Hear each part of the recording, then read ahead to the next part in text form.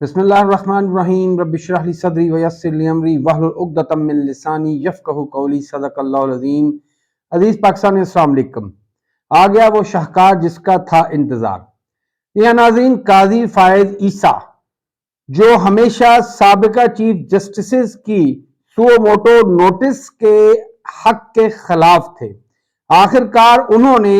اپنی قیادت میں پہلا سو موٹو نوٹس لے لیا۔ جی ہاں، اور یہ کیس کوئی ارشد شریف کی شہادت کا کیس نہیں ہے، یہ پاکستانیوں کے بنیادی حقوق کا معاملہ نہیں ہے، یہ کسی ظلم اور زیادتی کی داستان کا کلا کما کرنے کا نوٹس نہیں ہے، بلکہ یہ ہے نواز شریف کی تاحیات نااہلی کا کیس۔ قاضی فائز عیسیٰ صاحب جو ایک عرصے سے ایسے شعبدہ بازیاں کر رہے تھے، ایک شومین کے طور پہ جانے جاتے تھے۔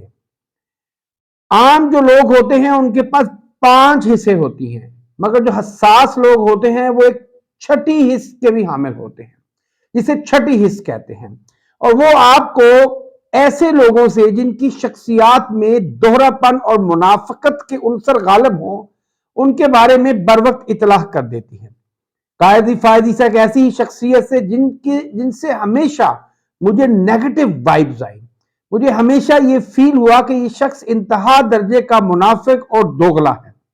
کبھی وہ پیدل چل کر سپریم کورٹ پہنچتا تھا۔ ارے بھائی، اگر تمہیں سیر کرنے کا، واک کرنے کا اتنا شوق ہے تو اپنے وقت میں صبح کرو، شام کو کرو، رات کو کرو، لیکن یہ تم دنیا کو کیوں بتانا چاہتے ہیں؟ اور پھر جب قاضی فائز عیسیٰ صاحب واک کر کے آ رہے ہوتے تھے تو تب قاضی صاحب کے کچھ چند صحافی دوستوں کو پہلے سے فرشتے بتا دیتے تھے، اور وہ کیمرے لے کے پھر ریکارڈنگ کرتے تھے کہ جی آج قاضی فائز عیسیٰ واک کر کے تو اپنے دفتر پہنچے۔ بھائی، آپ قوم پہ احسان مت کریں، آپ کو گاڑی اور پیٹرول اسی لیے ملتا ہے کہ آپ بر وقت آئے، آپ کو یہ مراد دی جاتی ہیں انصاف کرنے کے لیے، شو مین بننے کے لیے نہیں۔ پھر قاضی صاحب جب بھی انہیں کسی چیف جسٹس کے معاملے سے اختلاف ہوتا تھا، چاہے وہ میاں ثاقب نثار تھے، آصف سعید کھوسہ تھے، جسٹس گلزار تھے، یا پھر عمر عطا بندیال، قاضی صاحب اکثر قانونی اور اختلافی امور پر خط لکھ دیا کرتے تھے، اور مزے کی بات ہے وہ خط متعلقہ دفتر تک پہنچنے سے پہلے صحافیوں تک اور سوشل میڈیا تک پہنچ کر چھپ جاتا تھا، اور پھر اس پر قاضی صاحب انسانی حقوق اور آئین اور قانون کی سربلندی کے لیے اپنی قربانیاں دنیا کو بتا کر شاباش کے ڈونگرے برساتے تھے۔ مگر قاضی فائز عیسیٰ صاحب کو نہ تو ارشد شریف شہید کی بیوہ ماں اور بیوہ بیوی اور یتیم جو ان کی دکھی ماں ہے ان کا غم نظر آیا، نہ ہی انہیں عمران خان جو پچھلے تقریباً 135 دن سے بے گناہ جیل کی سلاخوں کے پیچھے ہے، نہ ہی اسے پنجابیوں کی وہ مائیں بہنیں اور بیٹیاں نظر آئیں جو 7 مہینے 8 مہینے سے پنجاب کی جیلوں میں چکی پیس رہی ہیں، اور ان کا قصور کیا ہے کہ وہ پی ٹی آئی کی ورکرز ہیں۔ لیکن قاضی صاحب کو کچھ نظر نہیں آیا۔ انہیں اگر نظر آیا ہے تو وہ سپریم کورٹ کے فیصلوں اور الیکشن ایکٹ میں ہونے والی ترمیم کے درمیان جو ڈیکوٹمی ہے وہ ان کو بہت چبھ رہی ہے، اور اس کے لیے انہوں نے متعلقہ لوگوں کو نوٹسز بھی جاری کر دی ہیں، اور اب جنوری میں اس پر سماعت ہوگی۔ مزے کی بات یہ ہے کہ قاضی صاحب نے ساتھ یہ لکھ دیا، اور یہ اچھی بات ہے جس کو اپریشیٹ کرنا چاہیے، کہ اس سماعت کو انتخابات میں کسی قسم کی تاخیر کے لیے ایز اے کیٹلسٹ استعمال نہ کیا جائے۔ مگر سوال یہ پیدا ہوتا ہے کہ قاضی صاحب آخر انہی کیسز کو کیوں سننا پسند کرتے ہیں، یا انہی کیسز کی سماعت جلدی مقرر کرتے ہیں جن کا تعلق آل شریف سے ہو۔ جس دن قاضی صاحب نے اپنے اور اپنی بیوی کے ناجائز اثاثوں کی رسیدیں دینے سے انکار کر دیا تھا، اور جس دن سے ان کی بیوی نے مظلومیت کا رونا روتے ہوئے سر پہ چادر اور ہاتھ میں چھڑی پکڑ لی تھی، اسی دن مجھے اندازہ ہو گیا تھا کہ قاضی صاحب سے انصاف کی توقع رکھنا انتہائی احمقانہ سوچ ہوگی۔ آج پاکستانی عدلیہ میں ایک بہت ہنگامہ خیز دن تھا۔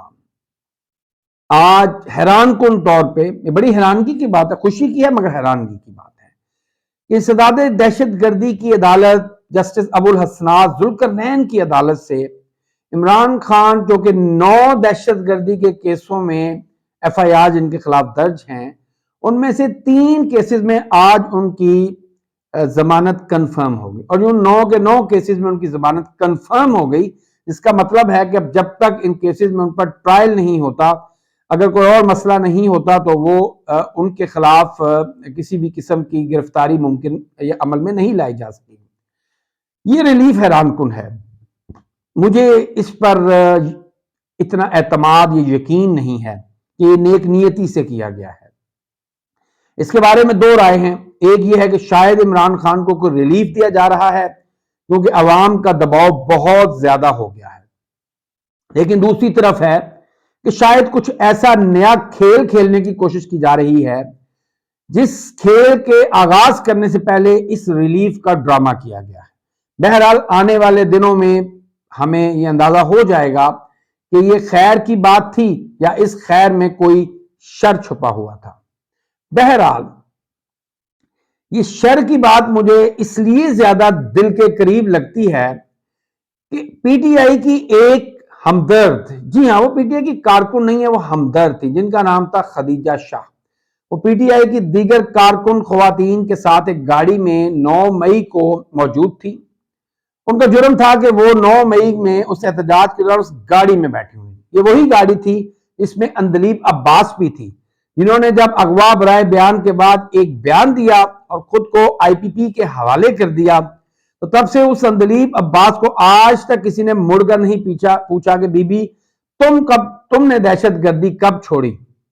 لیکن خدیجہ شاہ کو آج 220 دن جیل کی چکی پیستے ہوئے ہو چکے ہیں۔ تمام کیسز میں ضمانت ہونے کے بعد آج سے 26 دن قبل اس خاتون کو 16 نومبر کو اس خاتون کو 3 MPO کے تحت اس خاتون کو نظر بند کر دیا گیا۔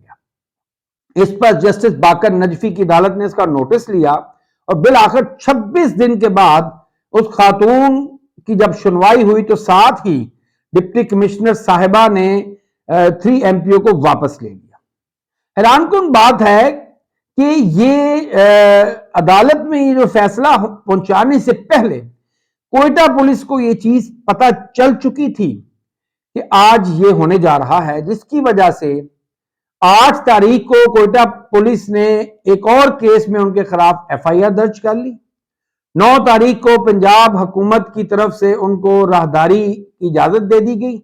اور آج جب ان کی رہائی کا حکم صادر ہوا تو ساتھ ہی پتہ چلا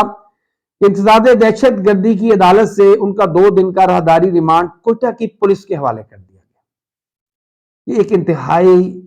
افسوسناک منظر تھا۔ مجھے ایسا لگتا ہے کہ جسٹس باقر نجفی کی عدالت میں جو ہونے والا ہوتا ہے، وہاں جو سماعت میں 24 یا 48 گھنٹے کے بعد جو سماعت ہونی ہوتی ہے اور جو اس کا ممکنہ نتیجہ ہوتا ہے، وہ چند طاقتور لوگوں کو پہلے سے معلوم ہوتا ہے، اور اسی لیے وہ ایسی کارروائیاں کر دیتے ہیں جس سے خدیجہ شاہ ہر کیس میں ضمانت مل جانے کے باوجود اب تک جیل ہی میں ہے۔ افسوس کا مقام، مگر ہمیں مت بھولنا نہیں چاہیے کہ ہم اسی بے غیرت قوم اور اسی بے غیرت نظام کا حصہ ہیں جنہوں نے عافیہ صدیقی کو امریکیوں کے حوالے کیا تھا۔ جو بے غیرت قوم اپنی بیٹی کو، اپنی مسلمان بہن بیٹی کو امریکیوں کے حوالے کر سکتے ہیں، وہ پنجابیوں کی بیٹی خدیجہ شاہ کو بلوچستان کی پولیس کے بھی حوالے کر سکتے ہیں۔ ان سے کچھ بھی بعید نہیں ہے۔ ہاں، سوال آتا ہے کہ آخر پنجابیوں کی وہ سوئی ہوئی اور مری ہوئی غیرت کب جاگے گی؟ آخر کب تک ان کی ماؤں، بہنوں اور بیٹیوں کی عزتوں سے کھلواڑ جاری رہے گا؟ آخر کب تک پنجاب کی جیلیں بے قصور اور معصوم عورتوں کی سسکیوں سے گونجتی رہیں گی؟ صلاح الدین ایوبی نے کہا تھا، میں اس کو دہراتا ہوں کہ اپنا حق حاصل کرنے کے لیے، آزادی کے لیے طاقت کا ہونا لازمی نہیں ہے، تاہم غیرت کا ہونا لازمی ہے۔ اور خیبر پختونخوا کے عوام نے ثابت کر دیا ہے کہ وہ غیرت مند ہے، وہ اپنی عزت کا، اپنے حق کا، اپنی آزادی کا اور اپنے بنیادی حقوق کا تحفظ کرنا جانتے ہیں، اور اب انہوں نے نظام کے ہاتھوں میں ہاتھ ڈال کر ان سے اپنا حق چھیننا شروع کر دیا ہے۔ لیکن بدقسمتی سے ہمارے پنجابی، سندھی، سرائکی بھائی جو ہیں اور اردو بولنے والے، یہ اب تک اپنی عزتوں کے جنازے تو اٹھاتے ہیں مگر کبھی اپنی غیرت کو نہیں جگاتے۔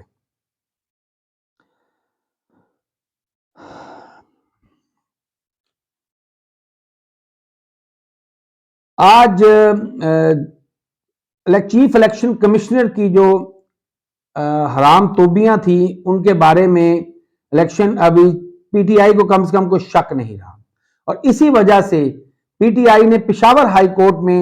انٹرا پارٹی الیکشن کے بارے میں جو الیکشن کمیشن میں کارروائی چل رہی تھی اس کے بارے میں اپیل کی تھی۔ آج پشاور ہائی کورٹ نے اس پر ایک زوردار ایکشن لیا ہے جس پر وہ شاباش کے مستحق ہیں۔ انہوں نے آرڈر جاری کرتے ہوئے چیف الیکشن کمشنر کو پی ٹی آئی کے انٹرا پارٹی الیکشن کے سلسلے میں کسی بھی قسم کی مزید کارروائی سے روک دیا ہے، اور ساتھ ہی انہوں نے الیکشن کمیشن کو ہدایت کی ہے کہ آپ فوری طور پہ نئے انتخابات کا شیڈول جاری کریں۔ میں سمجھتا ہوں کہ ایک انتہائی خوش آئندہ خبر ہے، اس سے پی ٹی آئی کے کارکنان کا حوصلہ بلند ہوگا،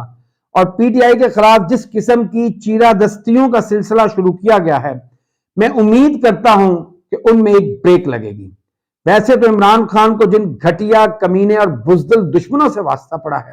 ان سے کوئی خیر کی توقع نہیں ہے، وہ شر کی پیداوار ہیں اور ان کے تن بدن میں ان کی روحوں میں شر بھسا ہوا ہے۔ اللہ ان سب کو غارت کرے اور ان کی نسلوں کو برباد کرے۔ اللہ آپ سب کا اور پاکستان کا حامی ناصر ہو۔ پاکستان زندہ باد، پاکستانی قوم پائندہ باد۔ شکریہ والسلام۔